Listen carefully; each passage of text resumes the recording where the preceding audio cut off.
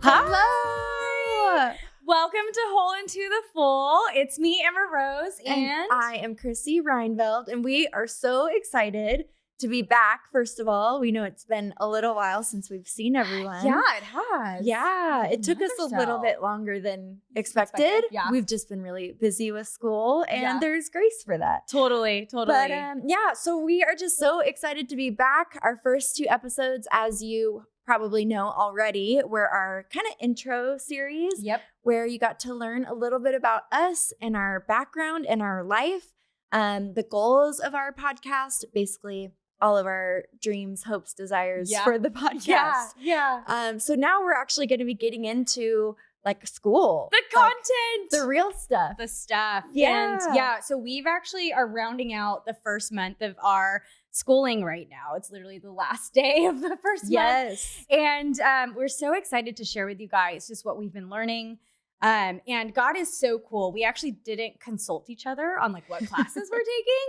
So we've been like a little too busy to even have a chance. Yeah. So we got together this week and we're really like, okay, well, what are we going to talk about? And so we started talking about our class and we're like, oh my goodness. Well, it looks like God wants to talk about human development. And so we're really stoked to be going into that with all of you. Yeah. And I guess, I mean, for me, I have to like be a part of this cohort where like this cohort has to take 5 classes all at once, all together. Yep. And I can't choose like other classes to get out of. So it's been a pretty big week or big month for me, really. Yeah, for sure. And for me, I'm only taking 2 classes, which, you know, as a master's program is still a lot. But compared to Emma Rose's workload, I feel like she's like superwoman because I don't know how I would do it. I really have no idea. But I'm taking 2 classes and then there's ministry, I'm working and whatnot. So it's just been a really exciting month. And like she said, we couldn't but we didn't have the time to consult each other on what we were learning, to plan for the podcast. But then we came together, weren't even together to plan it, talked about it. And then we were like, cool, God, literally you are running this because there's no way this would have worked out if it was not him. Like it just is so cool. He's so cool. Yeah. And so we are so excited to talk to you guys about human development and as it relates to some of these concepts. So Chrissy's going to go a little bit into what she's learning as it relates to emerging adulthood. I'll talk about secure attachment and this whole idea of Imago Dei. Mm-hmm. So Imago Dei is actually Latin for the words in God's image, so bearing God's image. And we're so excited to talk about what that means for ourselves, for each other, in relationship with others. And so I guess maybe we should start off with you, Chrissy. Like, would you mind telling me a little bit about, you know, what you're doing in emerging adulthood, the class you're doing? Yep. So I am taking 2 classes. I'm doing Old Testament, Intro to Old Testament, which obviously is amazing. But then I'm also doing Emerging Adulthood Spirituality, which has just been like a whole new world of understanding this time and stage of basically emerging adulthood is the stage between adolescence and adulthood, right? So it's this kind of awkward time where you are in between life. You're trying to figure out what's going on. You're trying to figure out who you are, what your goals are, what you want to be in the future. And so there's a gentleman named Jeffrey Arnett who we've been studying his book. And he has the one who's kind of coined this phrase of emerging adulthood that really just gives us words to describe it, literally, so that you can talk about it, be able to identify this time in young people's life and be able to help them through that. So it really just helps to understand it, really. So I'm just so curious because I'm like, I feel like we probably fit in that space of emerging adulthood. Would you mind talking a little bit about like what emerging adulthood looks like? What is it characterized by? Where does it come from? Like, other than this guy who created this word? So just FYI, everyone, I have notes in front of me because we're still in school and we aren't the know-it-alls of this. So I will be checking my notes. But yes. So emerging adulthood is really this age where we kind of call it the 20-somethings, but it's 18 to 30. You can subtract a little bit of years, add a little bit of years. It's, you're not stuck in that box. But So it's anywhere from 18 to 30. And like I said, it's when you're trying to figure out your goals, your values. You don't identify as a kid because you're doing world stuff. Yeah. You're going to school, you're living on your Probably own, possibly driving, going to movies, doing your own thing. Yep. But you're not quite an adult because you aren't maybe married, or you don't have the big job, and you don't feel like you've arrived. You live with your parents. Yeah, you could, or you don't have to. Oh, it's really this. Yeah.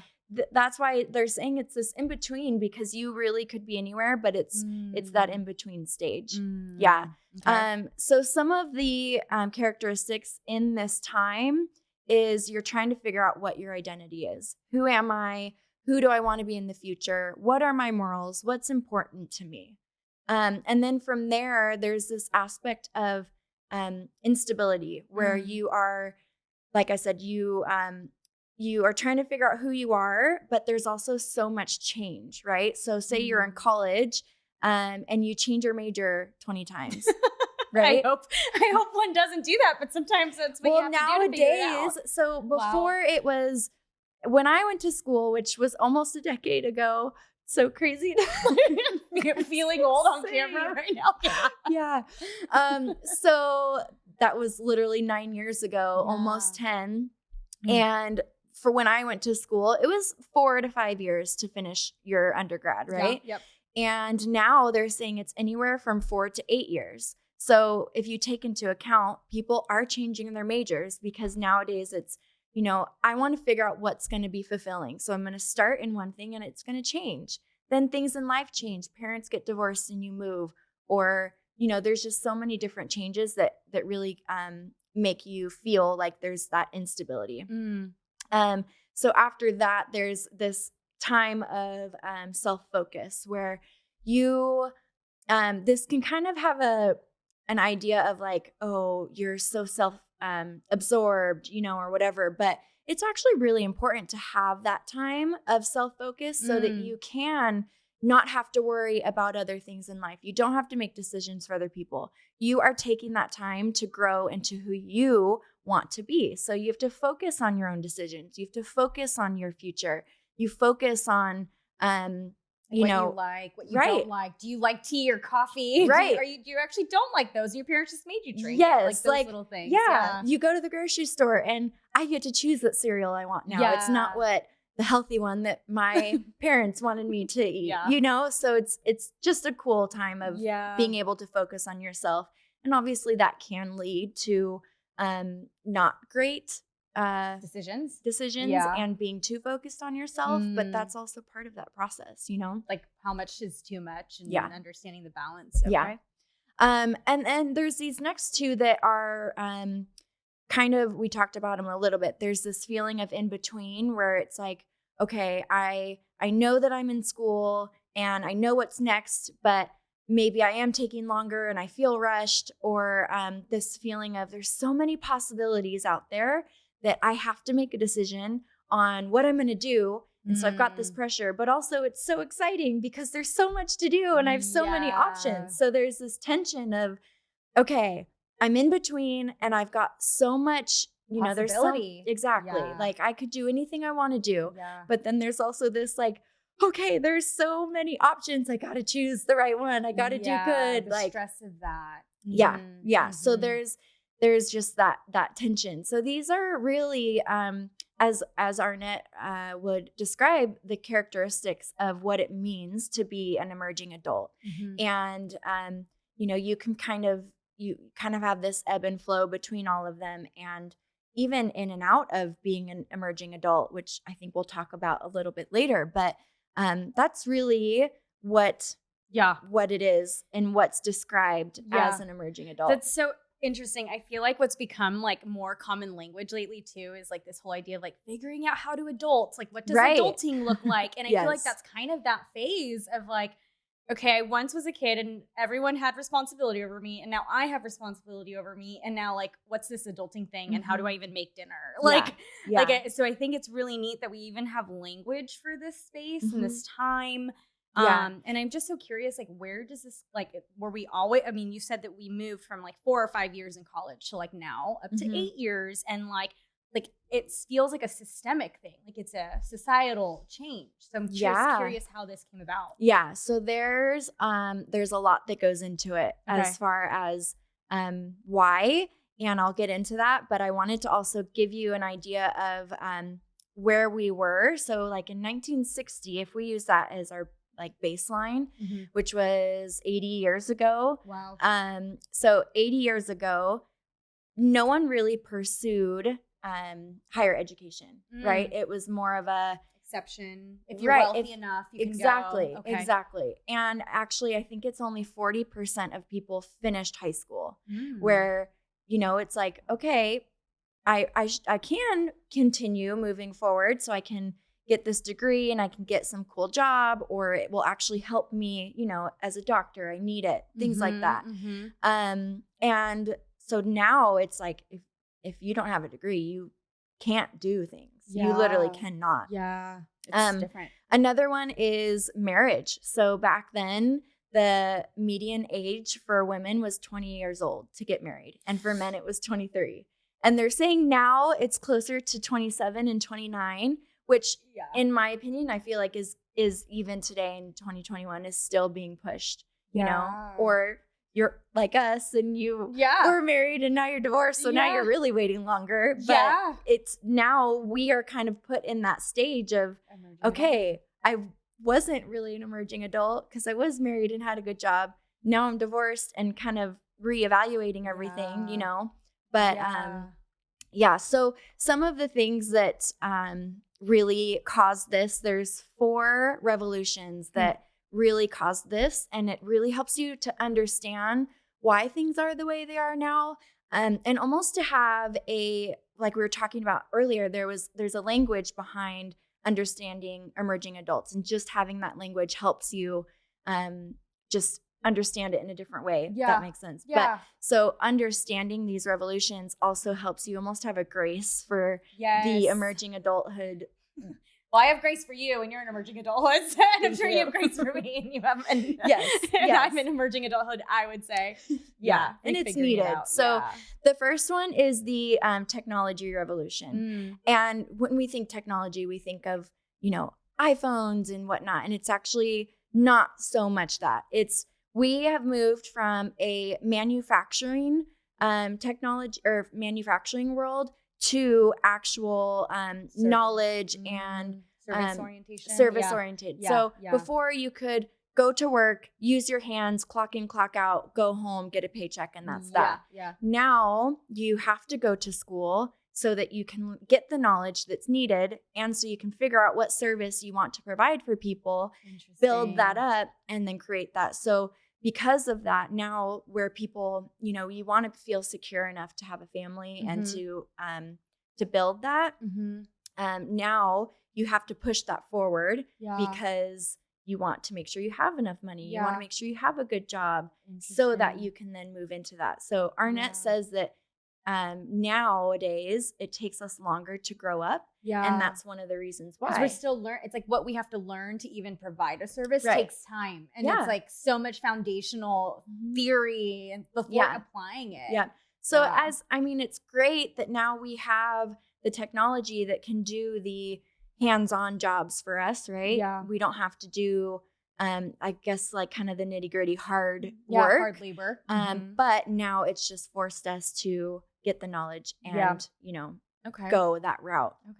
So that's the first one. The second one can be a little controversial if you want to say. It's the sexual revolution. So, and this was actually spurred by the technology revolution. So the main thing is the invention of the birth control pill. And the reason why is because it actually meant that sex and procreation were no longer like, they aren't necessarily tied anymore, right? So because the birth control pill, you don't have to worry as much about having sex. And so now you can have sex, know that you're protected from having children, and it, you know, it can be it's like in marriage or without. Your decision how you take that freedom. And so it's really it's separated the original intent for sex, right? And it's in a way, and again, this can be a little controversial, so just, there's grace for that, all of it.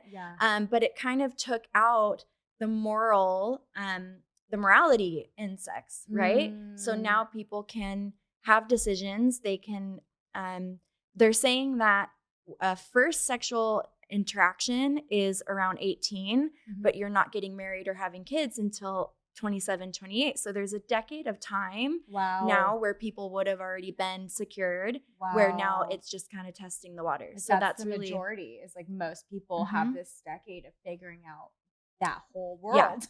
Yeah. So, you can decide for yourself, I guess, what you feel about that, for we'll go there another episode. Yes. If you want to don't want to get into that right now. But this is a very big topic for sure. Yes. Yeah.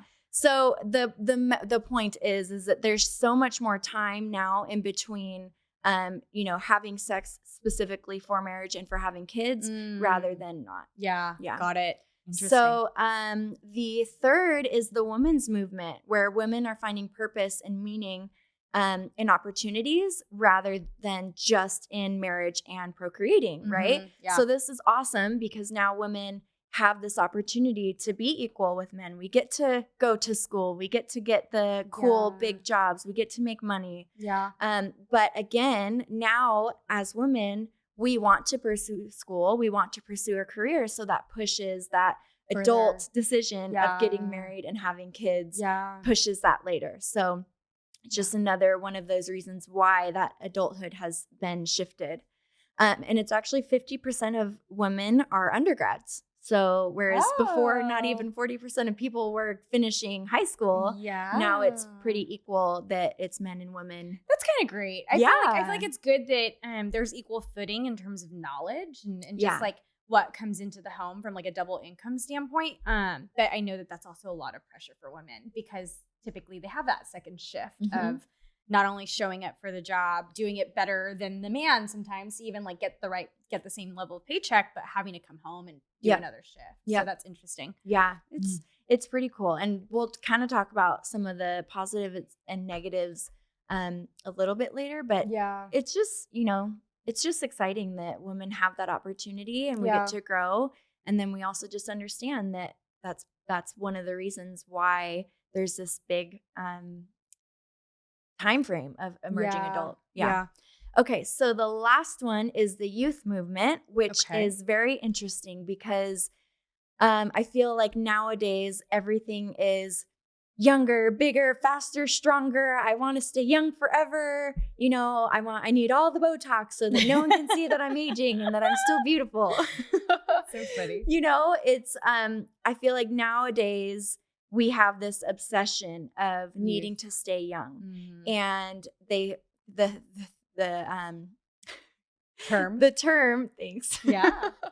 Is 30 is the new 20. Right? Yes, I've so heard that. 30 is the new 20. I actually feel like when I look at 20-year-olds, like I feel like in my brain I'm still 20, even though I know I'm 30. Right. So I see these 20-year-olds and I'm like, I think they're my age, but there's a lot of maturity that's not there. So I have to recognize that. Yep. So one of the kind of downsides to this is there's been a shift of respect for elderly. It's like, oh, well, they're old. We don't want to listen to them, or we don't trust them, So there's kind of that weird shift where it's like, actually with age comes knowledge, and wisdom. Exactly. Yeah. So those are the 4 revolutions that have really led pushed. To this. And so it helps us understand, like, okay, we know all of this has made it a reality that, okay, it does take us a little bit longer to grow up now. It does take us longer to get a job, to have the family, to have the kids, to,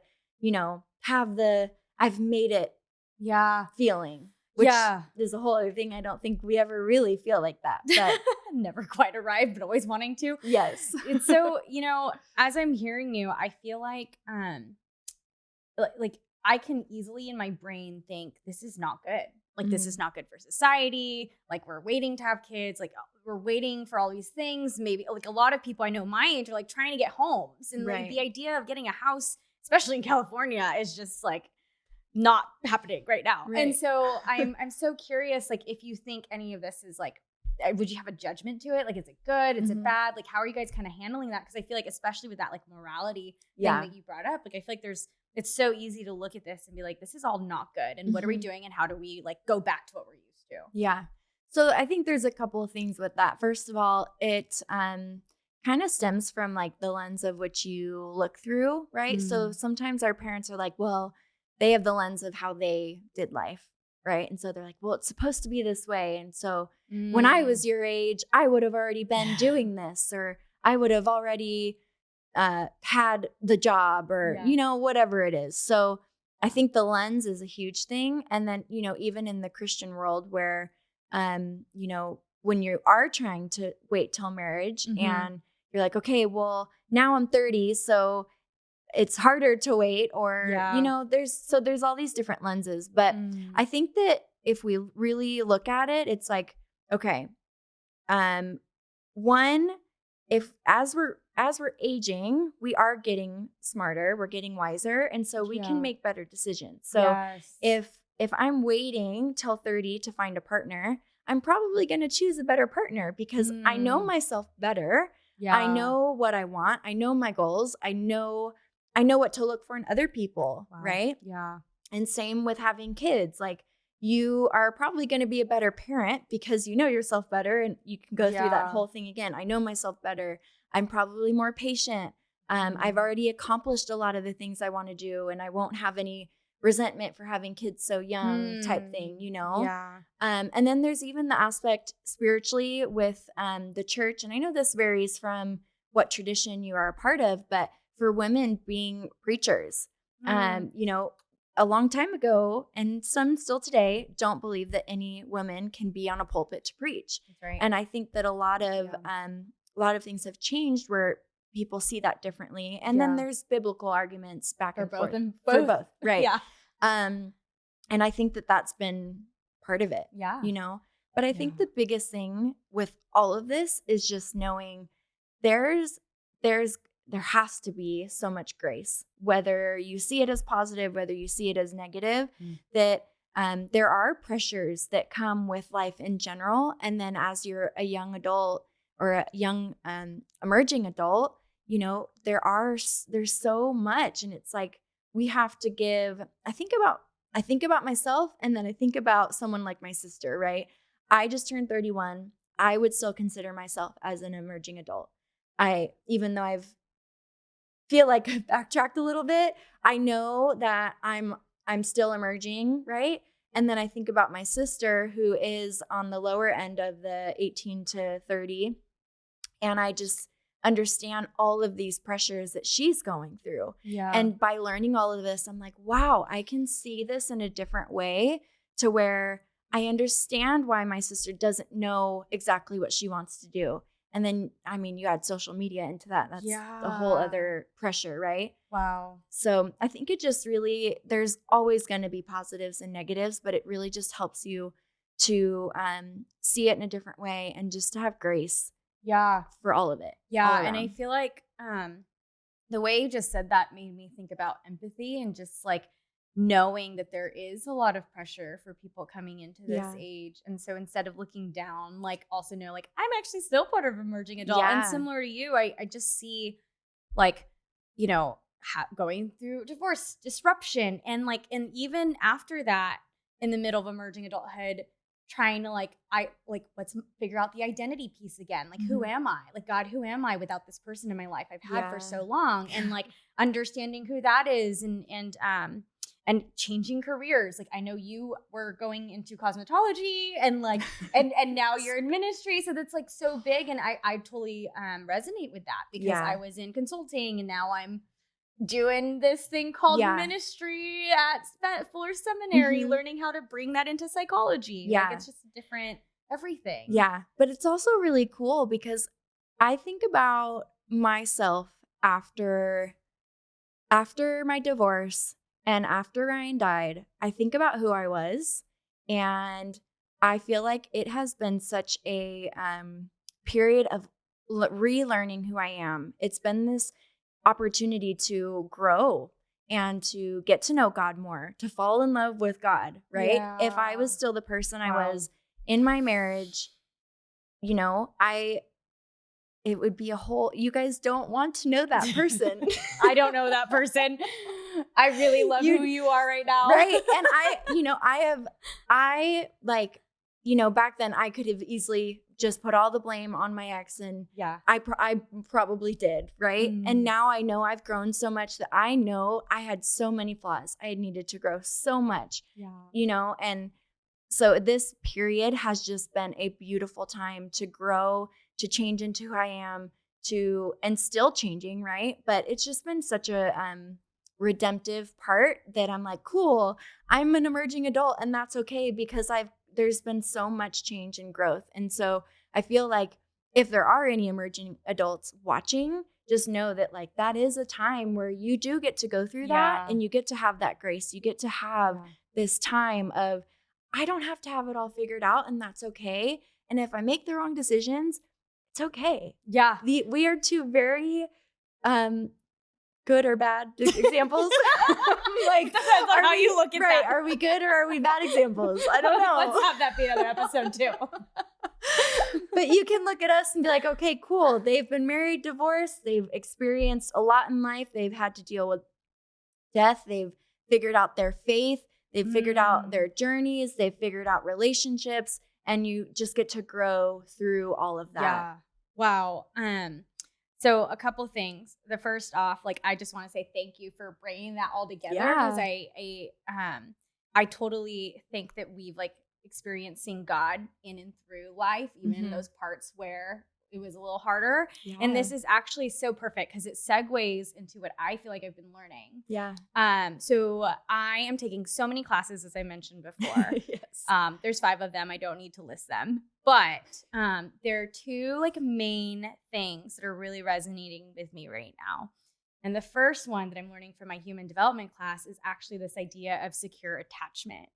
And I'll go into the different ways in which we attach and the different types of attachment in a minute, but I've been feeling like a lot of the things I haven't received either like from my husband before or like from my parents, like a lot of the things that I may not have had, I feel like God's been reparenting me in those ways as I've let him into those spaces. And I'm just so excited to share with you guys a bit about secure attachment. Yeah.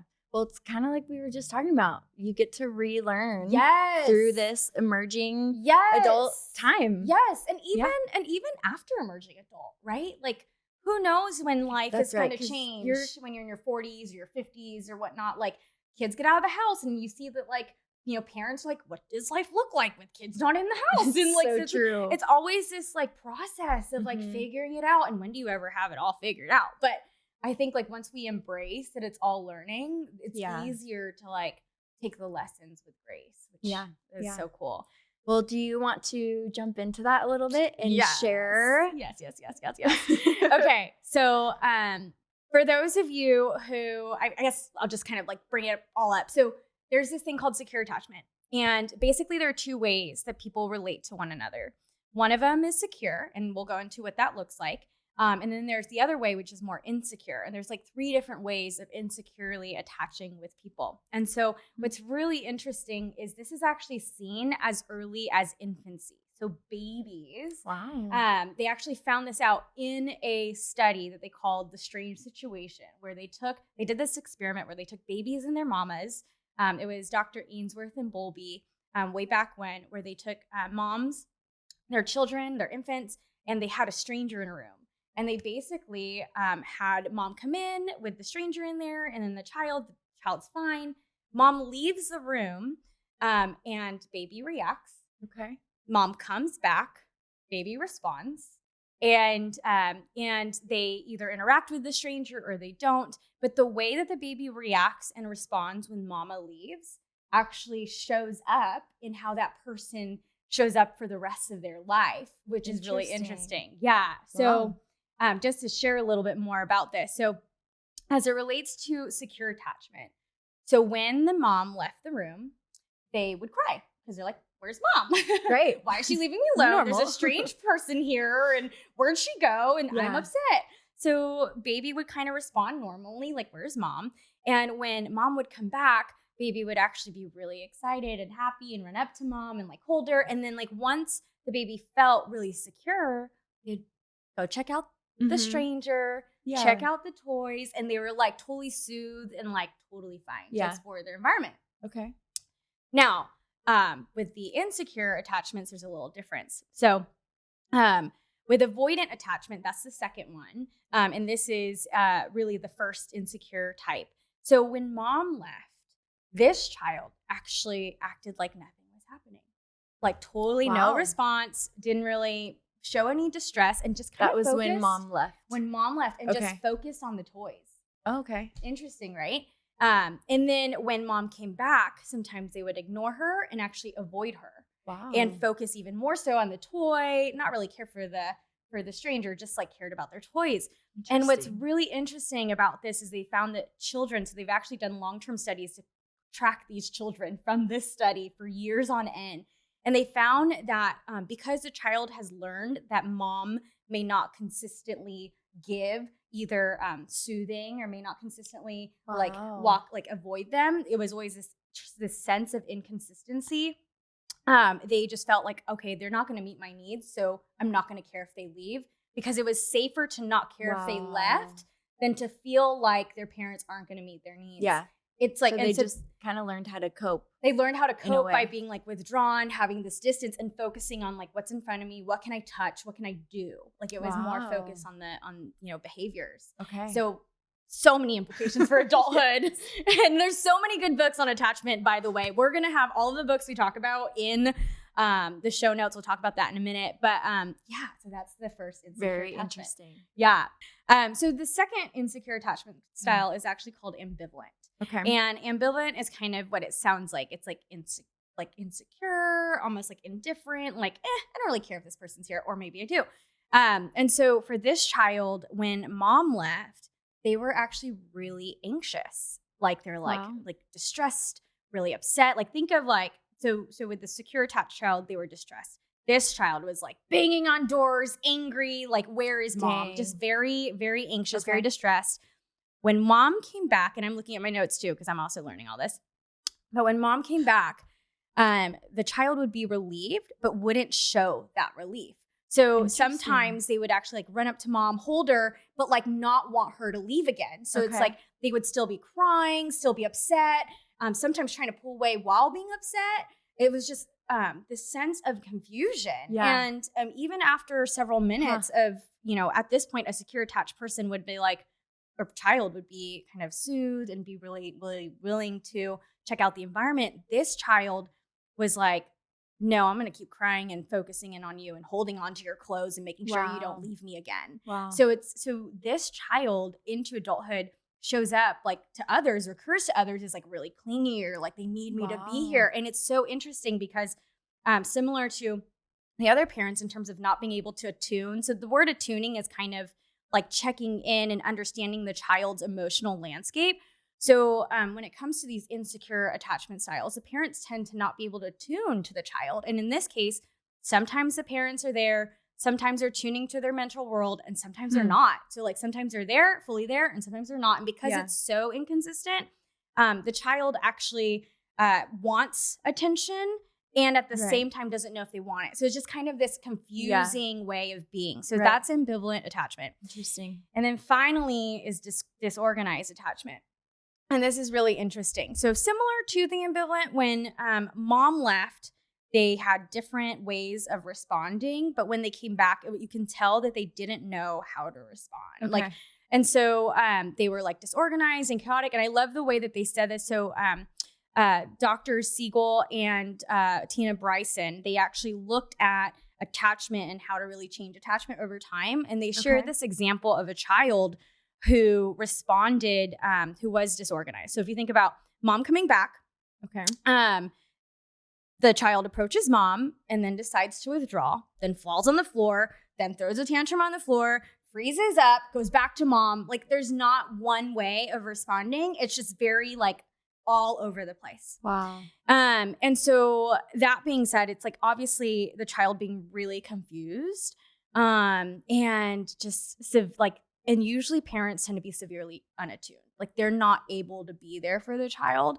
And in the worst case, this child may grow up to be an adult who not only understands what's going on with them emotionally, but they may end up like kind of getting really depressed, being really sad, or like completely passive, or just be really intense and like want your attention one day and the next day act like you're not alive.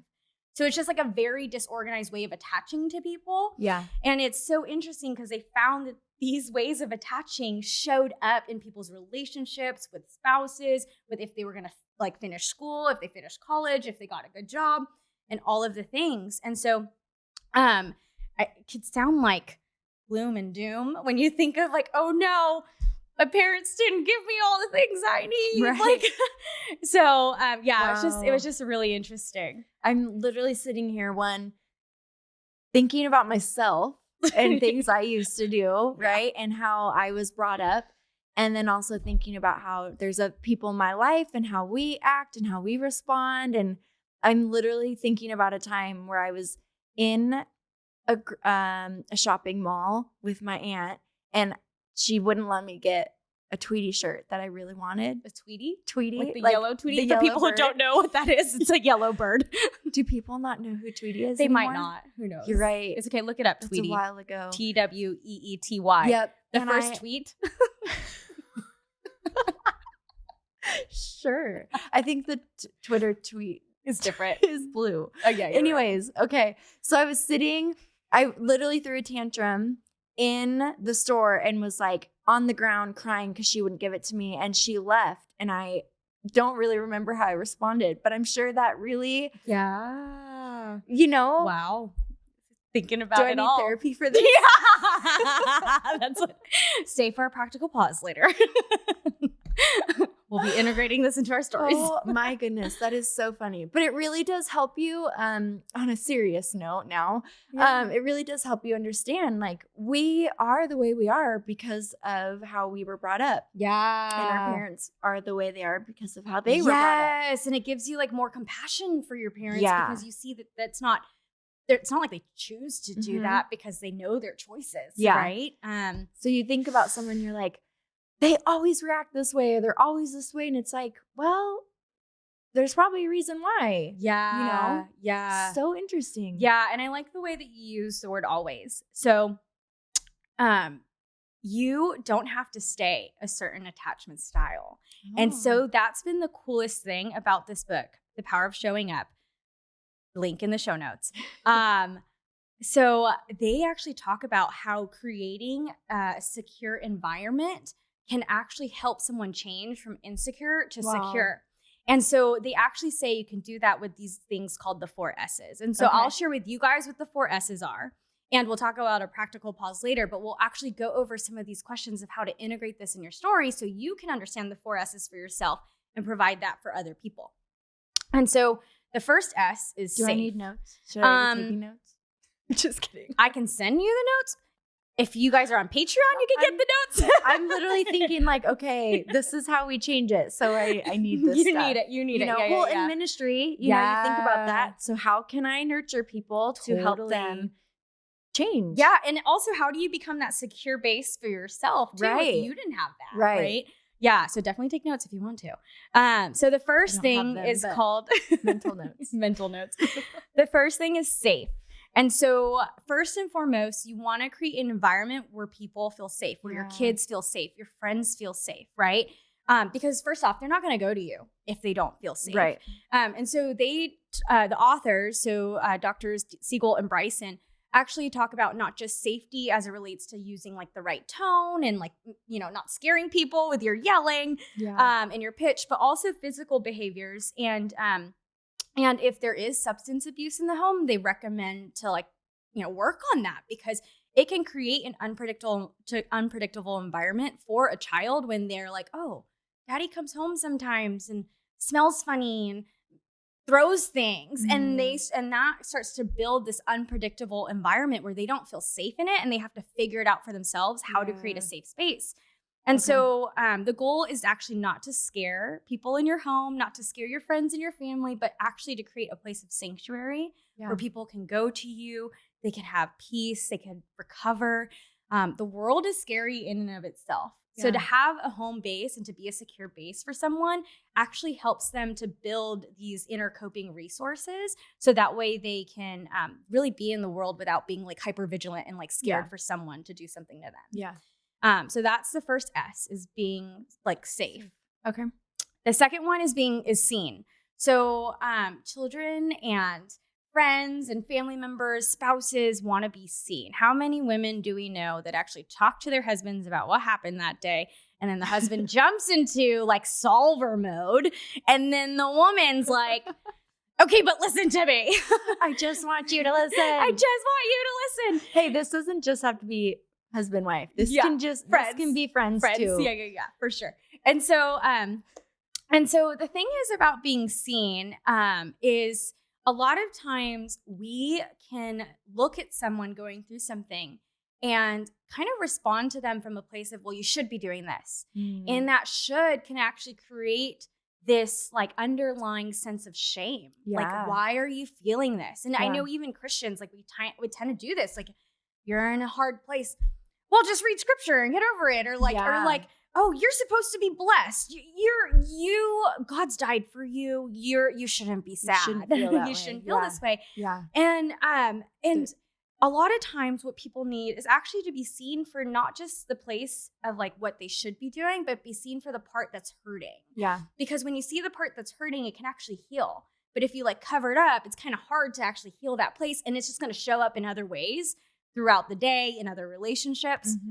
And so the authors actually talk about this thing called mindsight, where it's like trying to get inside the person's brain, your child's brain, whatever it is, and trying to understand, well, why are they feeling that way? Or why are they doing the thing?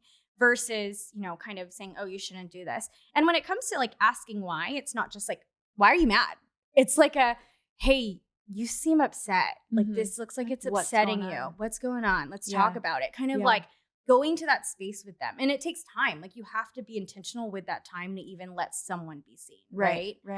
I feel like the two, I'm sure they all go together, obviously. But I feel like if you, first of all, obviously aren't safe, then they aren't going to be seen. But if you, how am I trying to say this? Like, I had a mind. I had a thought. I think it's gone.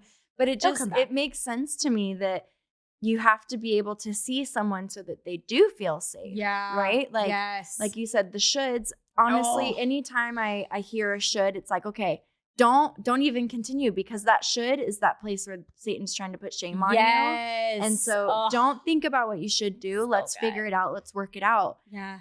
But if you said something about if you don't feel, I don't know, you can move on. I don't remember. Well, you said two things that really speak to like what we're going into next, which is perfect.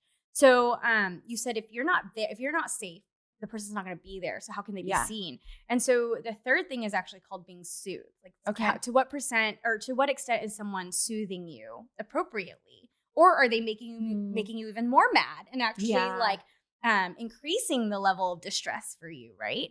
And so I love what the researchers say here. So they say you want to explore ways to like calm and soothe the body. And a lot of times it means like, okay, you're upset. Let's just breathe for a second, and like taking like a quick minute pause just to breathe and getting in your body. And then like kind of calming your heart, calming the brain. And actually they use the acronym of peace, providing some peace. So P is for present. So you were talking about like, you can't be seen if you're not there, if you're not creating a safe environment. Like the first thing is holding that space by being present and like being intentional. Like right now, this is what matters, is this person in front of me. The second letter is E. So peace, E, stands for engagement. So this is all about active listening, clarifying, getting to the why, kind of attuning to nonverbal behaviors. Okay. And if someone's crying and you know that they need a hug, like that's what they need right now. Right. So just being engaged in that moment. A is affection. And so that's kind of like the hugging, the warmth. And sometimes like, I don't know about you, but when things are really hard, having something to laugh about. So even like adding little tidbits of playfulness. I mean, you guys might know this. Like when things are really hard, usually there's an awkward person who's like laughing somewhere. Like sometimes we all need that because we all need to like let go and like have this lightness to kind of show up. So Affection. People want to know that they're accepted. You can love them unconditionally. Yeah. And C stands for calm. So this is like all about creating a calm space for them, instead of confronting, correcting, or challenging, just really helping them focus on being calm and being in that in-between space. And the last one is empathy. So this is basically saying like, I hear you. I get it. You've been there too. Yeah. Like, I remember when that happened, if you have something to relate to. Or you could just say like, I can imagine this is really hard for you. I can see it's hard for you. You're upset. So showing them you see them and you get them makes them feel like, okay, I can get through this. Like, I'm not alone in it, you know?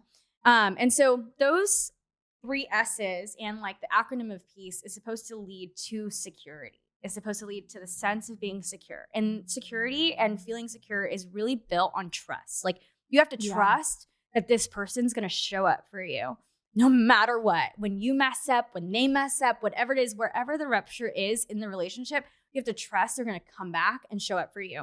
And so when I think about this, like, there are sometimes you have to put boundaries and limits and expectations, right? So you might have a friend who comes up and they're sharing with you all of the things that are happening to them, and it's painful and it's a lot, and you know that they need more from you, but you can't quite give a lot more. So you have to set the expectation of like being there for them, seeing them, loving them well. I'm just seeing you laughing. I know you're thinking about things. Like being in that moment with them, and then like telling them like, hey, I know you need support through this. This is going to be a hard season, and I see that. Yeah. I can't be there 24/7, but how about let's schedule some time, maybe like a 20-minute weekly call just to check in, just to process this, just to go through life together in this season. And we'll set up next week's right now. Like just setting up the expectation that maybe they don't have to reach out to you every time something's happening, but setting up the time intentionally for them to come back to you. So good. Yeah. So good. And that's what we're supposed to do in therapy. Yeah, that's true. And you can do that in friendships. Yeah. Well, I just think like there's so many times where I think I've seen you might have posted something about this where you can reach out to a friend and say, hey, do you have the capacity to handle my stuff right now? Because sometimes you need to ask that question to be respectful of, can you handle this? So talking about all these things, and you mentioned boundaries,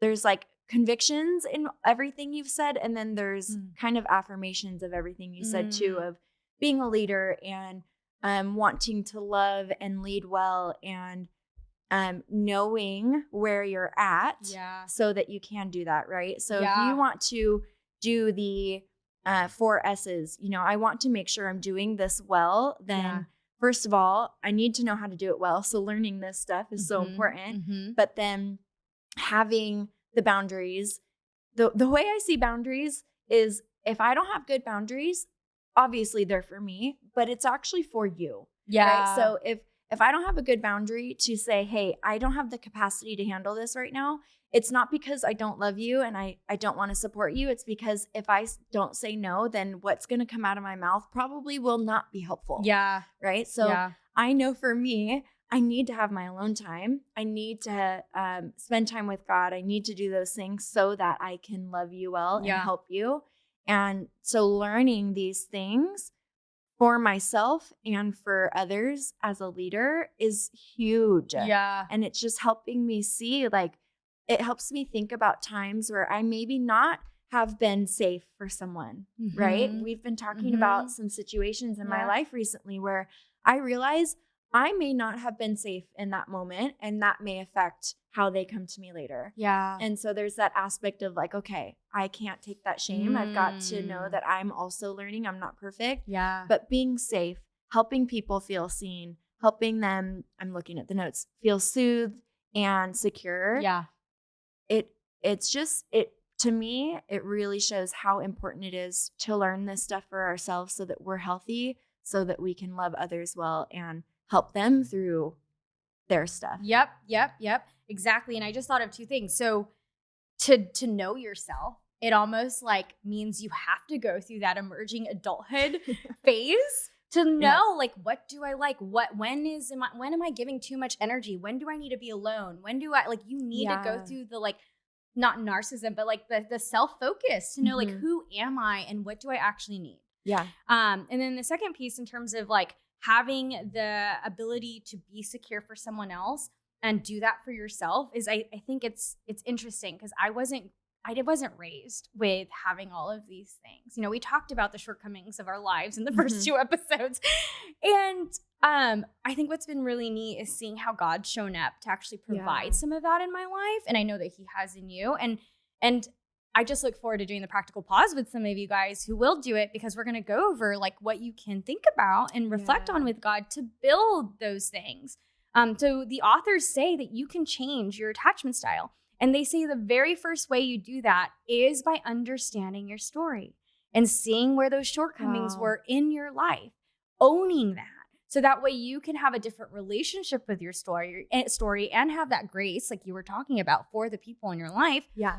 And then now you have the empathy to like love people from that place instead of like trying your best to meet everyone's needs or like shutting them out because that's what you're used to. Yeah. Right. Yeah. And so this actually goes to like the third topic, which is on Imago Dei. So Imago Dei is this idea of bearing the image of God. And this is all about really loving with covenant love instead of loving from this place of conditional, like you need to show up the way I want you to, and that's the only way I'm going to love you. Like the way to love is not just loving others and ourselves, but also having that love relationship with God for him to like help you with that security, to show up in ways that maybe your parents may not have, and then also build those resources for you so you can do that with everyone else. And so Imago Dei, people talk about this relationally in the research. So our professors on campus have actually written this book called The Reciprocating Self. Okay. And it talks about how Imago Dei is relational as well, and how the same way how we have this triune God who is Father, Son, and Spirit, and they're all relational, and they're relational with us. We also have, we're relational. So we have, you know, the way that we are with God, the way that we kind of befriend or love ourselves, and the way that we love others. And that's really the big commandment. It's like love love God with all your heart, soul, mind, and strength, and love others as yourself. Yeah. And a lot of times we get one of those three wrong, right? And so they talk about how by pursuing Imago Dei in relationship with God, with yourself, and with others, you can develop a way of creating a safe space in reciprocal relationships to be really this mature person as a reciprocating self. So let me just try and not summarize, but basically what you're saying is the 4 S's help you to to change everything in your brain of how you were from when you were really young, correct? To pursue the image of God, Imago Dei, right? And so, but this is like the science, right? Or the psychology. Yeah. So it aligns exactly to what the Bible says of why we need community. Yes. It's just like kind of connecting all firing in my brain now. where I'm like, hey, these are the things God tells us to do, and they're finding in science with our brain, this is what actually helps. Yes. And by you relating to people differently and people relating to you differently, it changes the neuronal pathways in there. So then your brain becomes so crazy. Yeah, your brain isn't reacting from a place of fight, flight, freeze, or faint. It's now reacting to the world from this place of everything's okay. Yeah. God's got me. I've got my people. Let me show up today. Yeah. And so it's like knowing that everything's not going to crash and burn. Right. Yeah, it's so neat. And so the way that they talk about pursuing Imago Dei is this concept of reciprocating relationships. And so in terms of reciprocating relationships, this is really neat. And you guys may be following us on Instagram. And if you are, you probably saw a sneak peek about this, and follow us if you're not, because you're going to see a whole bunch more of what we're learning. But when it comes to reciprocating relationships, they talk about how it's really this covenant love and unconditional love over these contractual commitments. So if you think about people who think about marriage and they're like, it's just a piece of paper, that's all it is. Well, God says it's a lot more than that. Yeah. Right. And so, and a lot of times, and you know, grace, because I know we both have divorce in our stories. Yep. But when it comes to conditional commitments, I think like when someone hurts you, when I felt hurt, I was like, you're not doing what I expected you to do. You're hurting me. Yeah. This needs to stop and you need to get out, or you need to get out. This needs to stop or you need to get out. And I'm sorry, I'm like totally speaking to myself right here. Like, to have that covenant love requires a lot more depth to your security, I think. Yeah. To be able to know, like, this person isn't showing up in a way that is kind, is loving, is helpful, but still showing up from a place of covenant love for them. Right. And granted, like, if you're ever in abusive relationships, definitely not safe. Get to a place of safety. Go to the first S. Go to a place of safety physically, mentally, emotionally, and whatnot. But, there's just a difference, I think, in the way we show up for one another when it's covenant versus like, oh, by law, I have to show up for you, Right. The second thing that is different when it comes to reciprocating relationships is how we show up when someone fails. So, just seeing like this big old nod.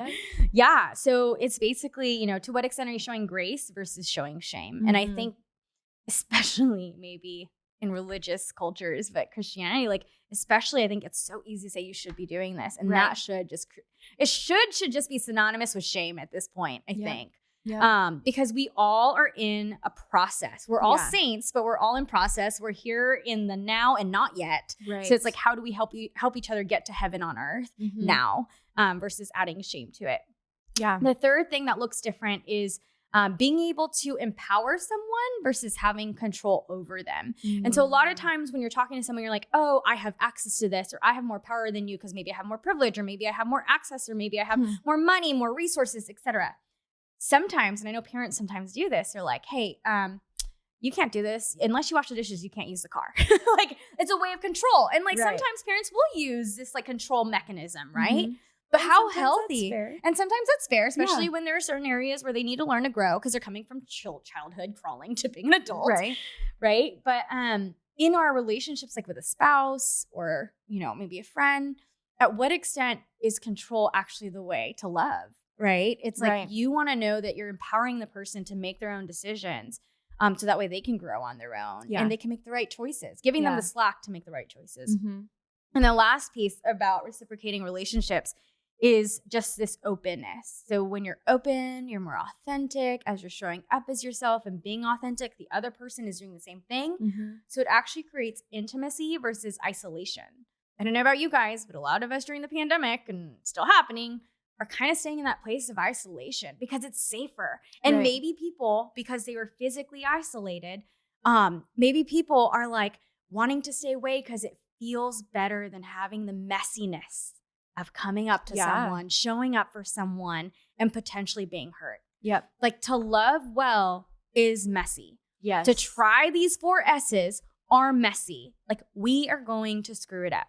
And what we need to do is not hurt each other or walk away from each other in the rupture, but actually what the researchers say is we need to attune, which is know what's going on, and repair. And we need to attune and repair. And I would say that Jesus says that you should forgive your brother and sister, 70 times 7? Every day, every minute, I don't know, every time. As long as they're coming to you for forgiveness, you forgive them. And he says 70 times 7, or is it 700 times? I don't know. Oh, man. We promise we're still new in Seminary. But the point of it is like, there isn't a number that you could ever stop forgiving. It's always, you always forgive.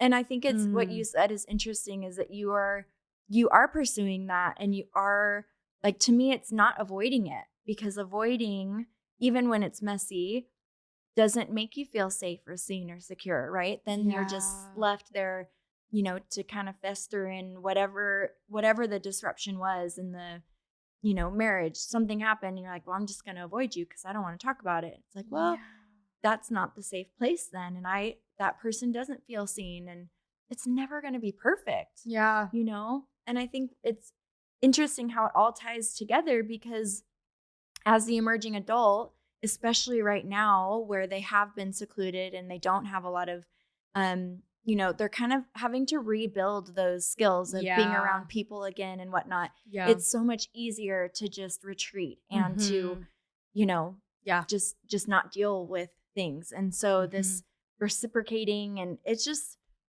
I don't know, this is just so interesting to learn. And to so grow. relevant. Yes. For all people. Needing to grow. And I think even for me, learning through leadership and just knowing that I know I'm going to mess up. And as long as it's not, to me, it's not so much, no, it's knowing that it's going to mess up, but how it's handled after. So am I doing the right thing, to reach out and know that there's going to be failure on my end or someone else's end. And, I have to have unconditional love no matter what. And I know. I'm going to go back and re-listen to all of this like 4 times so I can learn. Anybody that I've hurt, I'm sorry. I'm going to listen. I'm going to learn. Same. Anyone that I hurt, I'm sorry. I'm going to listen and I'm going to learn. This is why we're doing this, right? Because we want to learn. Yeah, we want to learn so bad that we want to talk about it every month so we have a space to learn together. I am actually really grateful for this. So I just think that was like a great way to kind of bring it all together. And I'm like, I guess, should we go into how to actually apply this so people could walk away and do something about it? Because it is a lot. It is. That was a lot. And that's a lot for, what, 45 minutes? I don't know, ish, hopefully. Hopefully. We did good It's on a time. lot to take in and to hope, it takes work. All of this stuff takes work. Life takes work. Nothing changes overnight. Putting these 4 S's into place, it's not like you heard it once and it's going to stick. We have to learn and grow and practice and repractice and again and again. And it's going to be uncomfortable. Yeah. Like, it's like what you were saying about, avoiding the spouse. It's like, okay, if you grew up with an avoidance attachment style, and that's what you do in the moment when something happens is you avoid.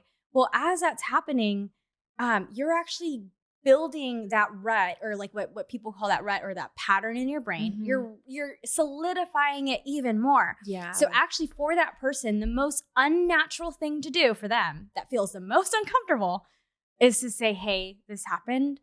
And even though I really don't want to talk to you about this right now because I'm so uncomfortable about it, I know that we need to, and I know we have to see what's going on. So how are you feeling? Yeah. What's going on there? How can we work through this? And that literally changes that neural pathway. So cool. Yeah. God made our brains to change. Right. So we can change. But we also have to choose it. And we have to choose it. Yeah. Because if we it's just like our thoughts. If we keep thinking the same thought over and over and over again, that neural pathway rut or, whatever, it gets deeper and deeper and deeper. But once we change it, then it gives that opportunity for it to continue to change. And then but it does take time and literally like a mental practice. Like the Bible says, capture every thought. And so you have to capture it and then change it. And then it will make that new neural pathway where then it's normal. That is your new normal. That's the new, I don't want to say rut because the rut's not the right word. It's a new pattern. Yes. The new way of loving. The healthy rut. The healthier way to love. The healthier way to be with people. Yeah. And so let's actually create new ruts. Let's talk about the practical pause. Let's get into there. Yes. And I guess in this case, you guys heard Chrissy and I talk about our stories the last 2 episodes. We didn't know that this was going to be our focus of this episode, but essentially you guys need to get comfortable with your stories as well. And that's what the researchers say is by getting comfortable with your stories, owning it, you can actually change it for yourself and for others. So to be able to access the practical pauses, you can access it on Patreon. It's only $5 to be able to access this practical pause and any other practical pause from this point forward. It's less than a cup of coffee. I'm sure my latte was $6.75 this week, so it's less than a cup of coffee. And you'll be helping us through school because school is pretty pricey. That being said, if you're interested in any of the books that we talked about, what is it? Josh Arnett? Jeffrey Arnett. Jeffrey Arnett, sorry about that. Adulthood. Emerging Adulthood. We talked about the power of showing up, and this is with Dr. Tina Bryson and Dan Siegel. And we also talked about this book, Reciprocating Self. So this is by Drs. Balswick, Dr. King, and a whole bunch of others who've incorporated their research into that. And so if you access those books from our show links, it's actually an affiliate link. So it also helps us through school. Yay! Because we need to survive it all. All the help. All the help. So thank you for that in advance. And I just want to say thank you for those of you who joined us today. Yeah, we just appreciate you guys. And it's just so fun, and it's a learning experience for us to teach you what we're learning. We like we said, are not the experts. I was joking with her earlier. I'm like, I kind of hope my professor never sees this because he's like so wise and so smart. And I like just respect them so much, you know? And it's like, this is just a tiny, tiny sliver of like what we're learning. Yes. And so it's just cool to teach it back to you guys, to grow in this area and then to help you literally try to change your life and to see change physically, spiritually, emotionally. So good. Yeah. So I guess if you liked today's episode, feel free to let us know in the comments. Tell us how it resonates with you. Tell us how you feel about the 4 S's. And if you like it enough to share it, please do. Yeah. You can also subscribe and follow us on all of the social media. Yeah. And send us a prayer as you go through this process. And we can also pray for you. We would love to. Yeah. All right. Well, thank you so much, you guys. It's been amazing. And if you want to watch our practical pause, then we'll see you there. See you soon. Bye.